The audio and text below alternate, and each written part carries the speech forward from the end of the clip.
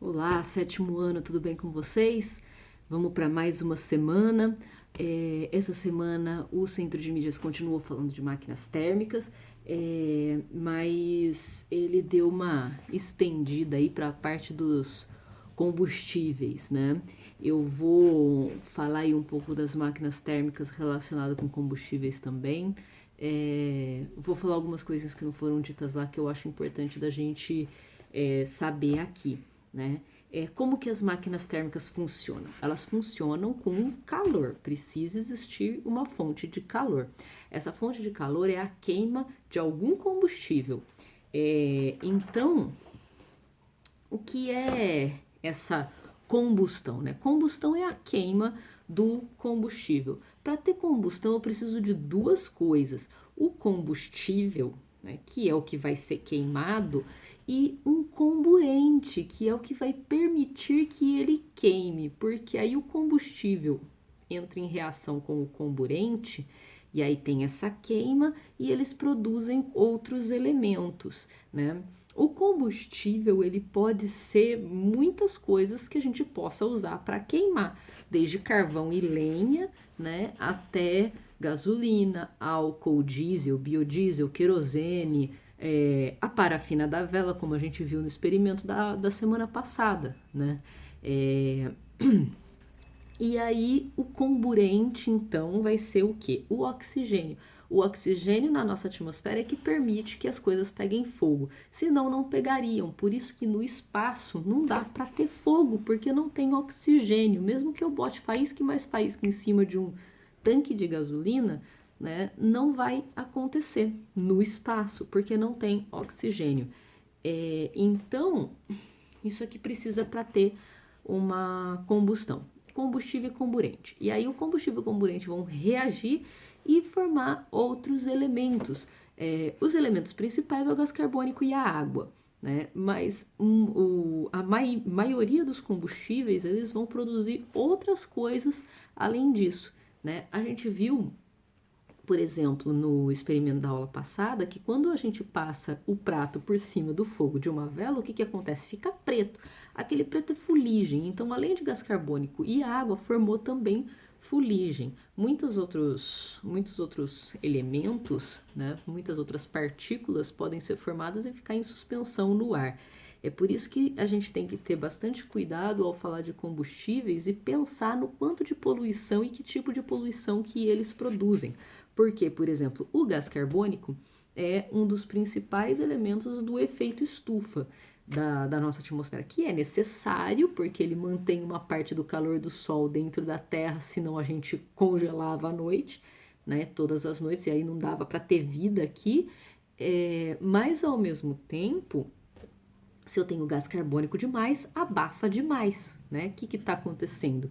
A gente está aumentando o efeito estufa, aí está ficando abafado demais, está aumentando a temperatura da Terra, causando o aquecimento global e um monte de desequilíbrios aí, né?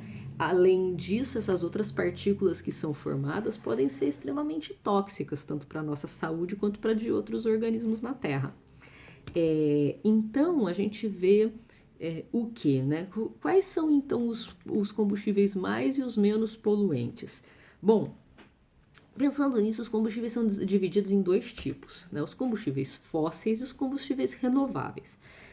Os combustíveis fósseis eles são chamados assim por causa da origem deles. Eles são originados de fósseis, ou seja, organismos pré-históricos que foram soterrados em algum momento por algum motivo, morreram e foram transformados por um processo em outro material, né? As plantas, né, quando sofreram esse processo, em grande parte foram transformadas no que hoje a gente chama de carvão mineral. Então, o carvão é um combustível fóssil. E animais soterrados, muitos se transformaram na decomposição naquele ambiente soterrado, se transformaram num óleo super denso, preto, que a gente chama de petróleo.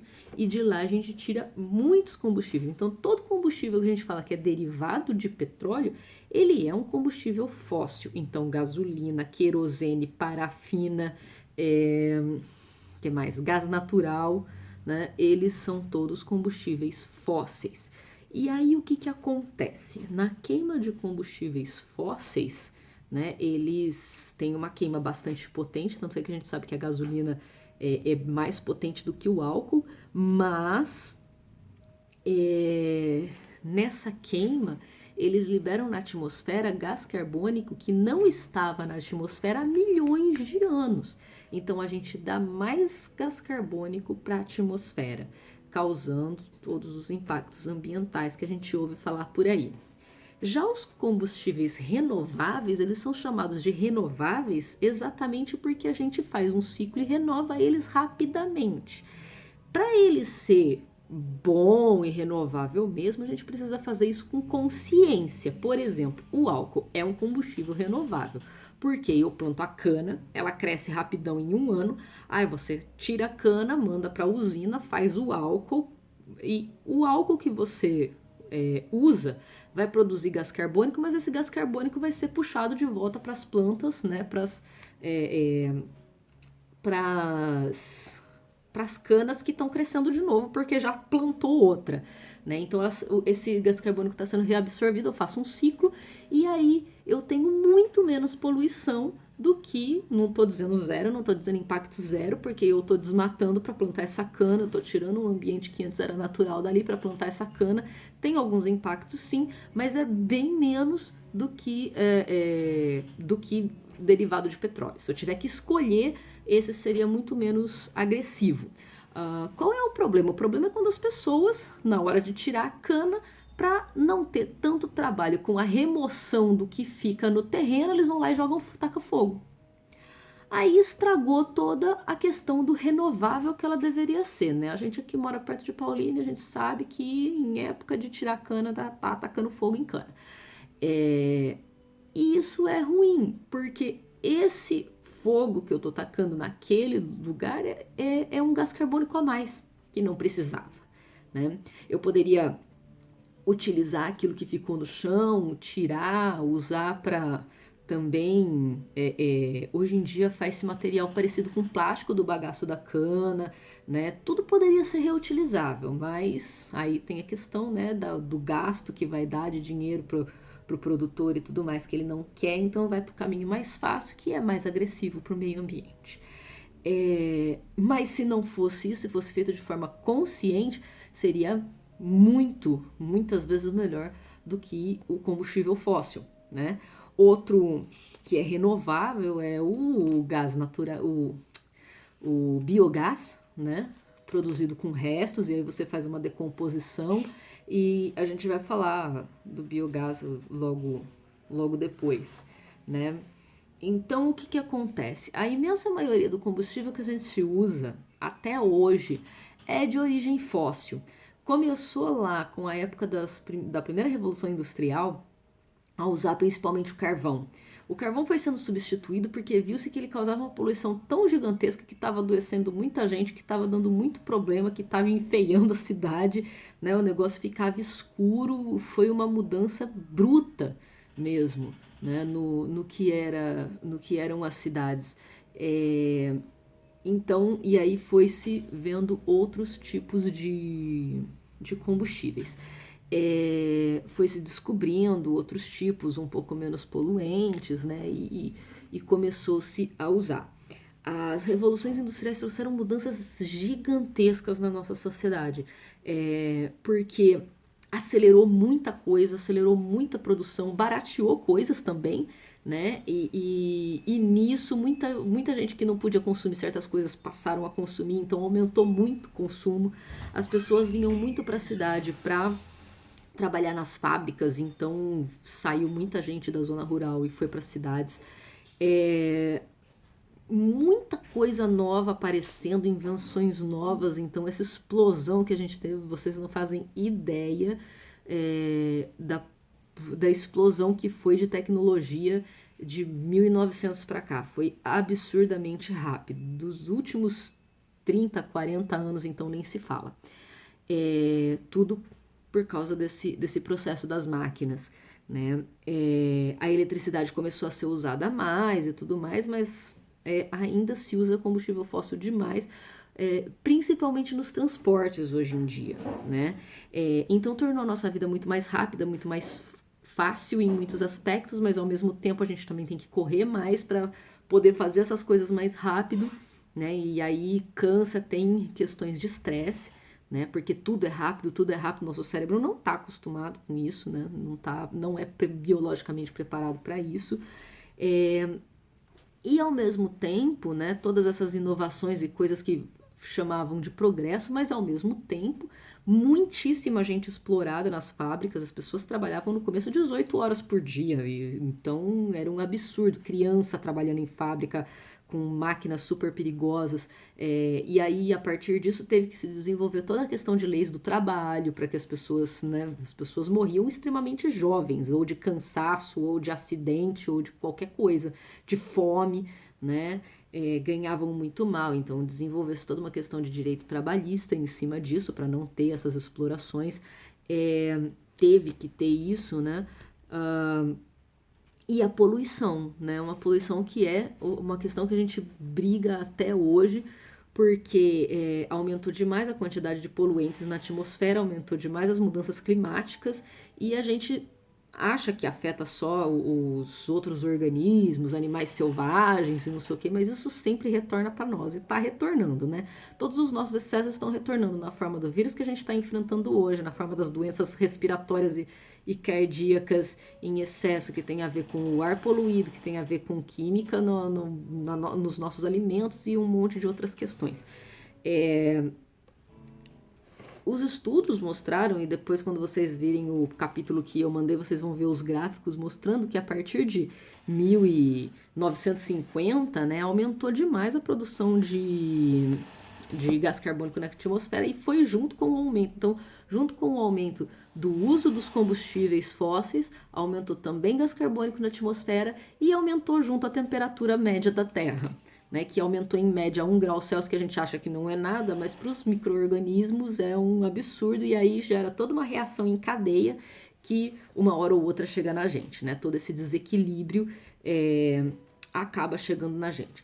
Com toda essa problemática, né, a gente sabe que a gente não consegue viver hoje em dia sem todas essas tecnologias, né? A gente já se habituou a isso.